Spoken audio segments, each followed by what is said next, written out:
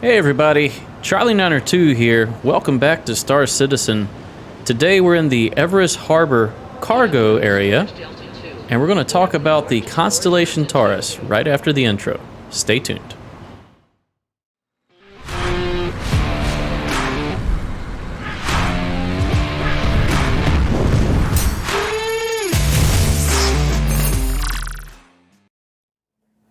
Overview and roll.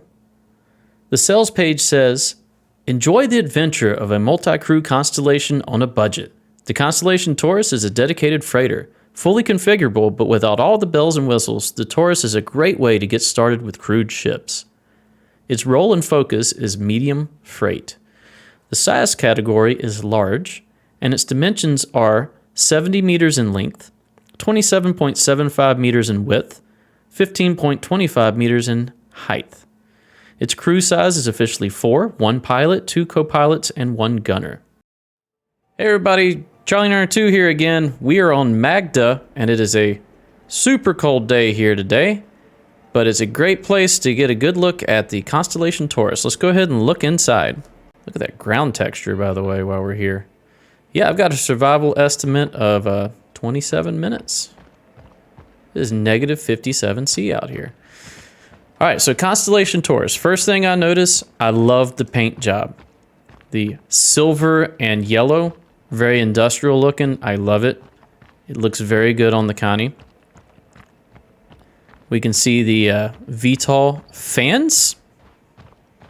Assuming they're fans of some sort there, but they look cool. Look like RGB Corsair fans. You see your maneuvering thrusters here. They do kind of swivel to provide more agility. A little bit slower in response time because they swivel and they're not fixed. All right, right here is the front entrance elevator. I like to leave it down because it looks like it balances the ship out a lot better. If you put this up, it kind of, well, the ship seems front heavy and it seems like it could tilt forward easily. Now they've done a lot to kind of remedy that.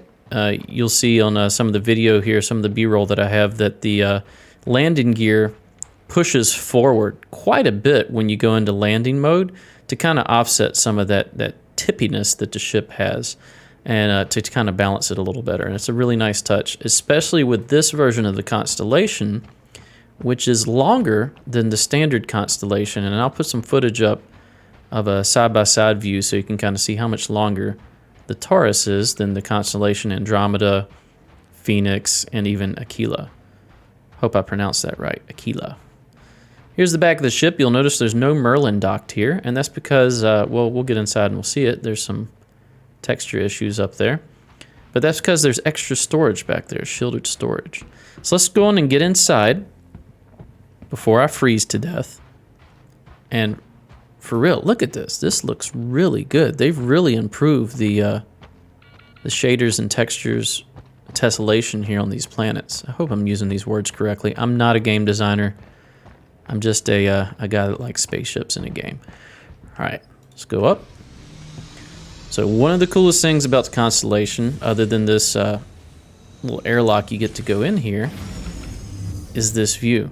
Now we'll talk about this area we're in just a second, but we're going to go ahead and go to Section A, and we're going to look at the bridge. Now I have the power on, and I'll try to give you a view with the power off as well. You should see it in some of the B-roll of me entering the ship and flying to the planet here.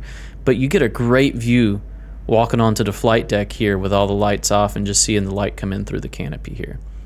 So you see here we've got some we got this cable. I think everybody hates this cable. I don't know why it's here. It's a tripping hazard and it just looks kind of cheap, but you know, it is just aesthetics, so it doesn't really trip you up. But I love the lighting. You can see the lights here kind of integrated into the wall, almost like the Crusader series of ships, but more angular. Almost more of like a retro futuristic look with the RSI ships. And I don't know what these black squares are. I'm having some type of issue with the weather effects here, so please ignore those. This is an alpha. Now we get up to the flight deck, and yes, there are struts for days. And black squares everywhere attacking us, Langoliers. There are struts for days, but I honestly don't hate the amount of struts. I feel like even with all these struts, you still have a pretty decent view. Let's go ahead and set in the seat here, pilot seat, and kind of give you a sense of what your view is, and it's really not that bad. Also, this is the new UI. I love it. It looks way better than the old UI. So let's kind of free look around. So you got good view to your left, good view to your right, decent vertical, and decent down below to even help you land on planets such as this. So yeah, there's struts everywhere, but I really don't think it takes away from the ship. Now, I do think there is an excess of screens. We can probably get rid of those 3 little screens up there and just leave these ones to the side. I think 4 screens is plenty, especially since you have 2 co-pilot positions. Let's go ahead and get out of the seat, stop talking about the screens, and I'll show you the rest of the ship. Now, you notice we walked around this cylindrical area here. So up above is a turret, and down below is a... Well, let's just get in there and we'll look at it. Down below is a tractor beam turret. Now, with my current armor, the view isn't great, but once again, you're not trying to shoot stuff. You're going to be moving. Let's see if we can turn it on here. Is there a...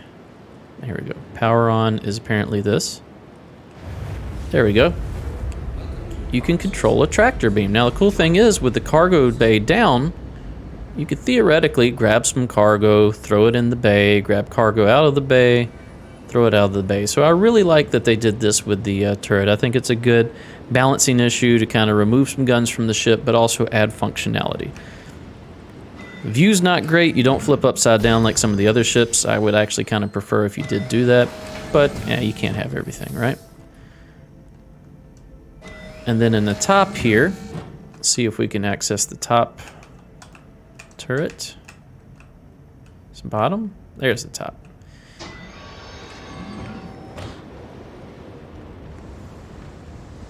So the top turret, you actually have dual size 2, I believe, Badgers. Let's see if we can power this on. We gotta find it. That's the exit. There we go, power on. That's actually a button. So here you go. There we go. Shoot these black squares, and let's get a external view for you here. Swing the camera on around. You'll notice this turret actually, when you exit it, it hides away. And then we glitch the game out. Come on. There we go. We made it.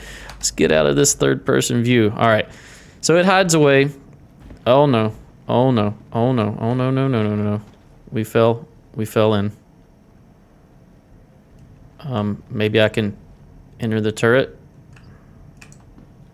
Come on. Let me out here. Let me out of here. And we're dead. Let's continue our tour and avoid going into the turret of death. So we're going to make it to the B quarters here. So this is the crew area. You shouldn't be able to see through there, but you know, glitches abound. In section B, we have a shower toilet combination. Toilet's missing right now. I'm sure that'll come in, but there's the shower. Get a nice rainfall shower, single tap. Let's close that. You also have lockers for personal storage. And you've got, pay no attention to that, and you've got weapons racks here. It looks like 2 racks. You have a table that used to rise up. I don't know if it can anymore. I'm sure that'll get fixed, but it rises up and creates a nice little banquette over here. Now I imagine over here is probably how you prepare your food. The 4 bunks, one up top, one on bottom, either side, also double as escape pods. You can see the door is either missing or we can see through it down there for the escape pod to shoot out the bottom. This one I assume shoots out the top. Moving back to section C, C is for cargo.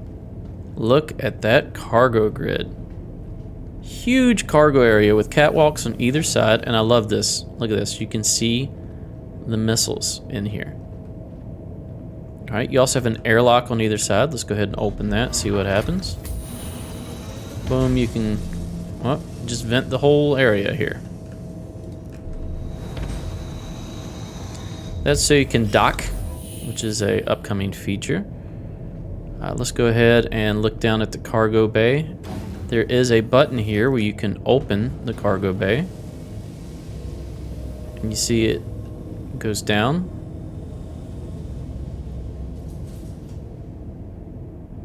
There you go. You can easily load your cargo. Let's go ahead and close that. Walking on the other catwalk here. Come on back. The component sizes for this ship has changed, but I don't notice any difference on the interior as far as like where they're going to put the large shield generator and things like that. So kind of a placeholder for now, but I'm sure that will get updated at some point. So this is the cargo area, and now we have the final section of the ship. We're going from section C to section D. There we go. And this is where the Merlin was docked. That's what section D for me stands for. But now you've got some component access here. And then right here is where the Merlin was docked, actually. And then here is the cargo grid for this shielded cargo. Now, what does shielded cargo mean? We can only speculate at this point, but I assume when you scan a ship, you will need higher grade scanners.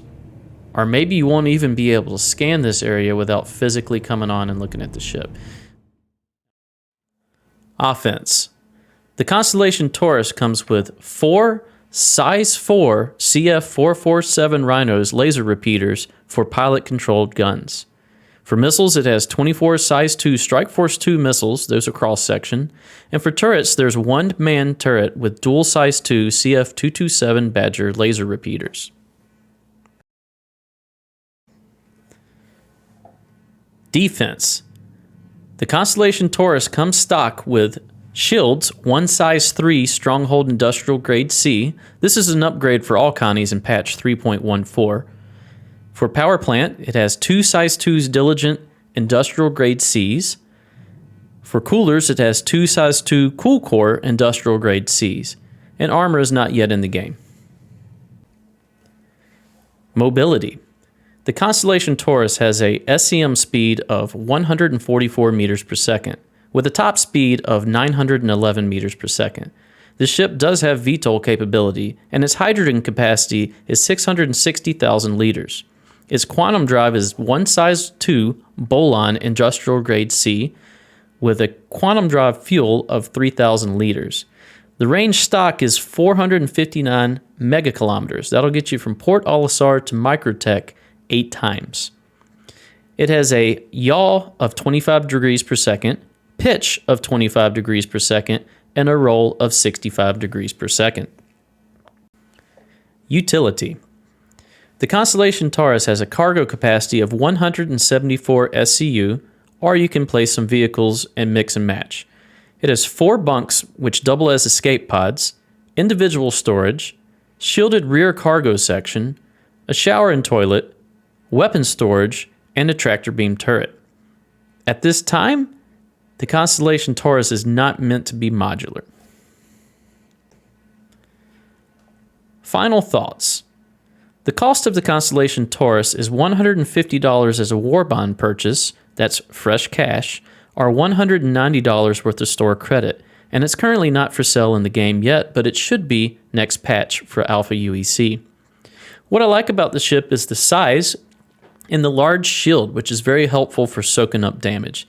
It's a jack of all trades, so you can do a little bit of everything and kind of find out the gameplay that you enjoy, and it's a decent price point for the firepower and cargo capacity that you do get. It is easily soloable and has the option to be multi-crewed. What I dislike, struts. Too many struts. The current maneuverability leaves a lot to be desired as well, but this is temporary for patch 3.14.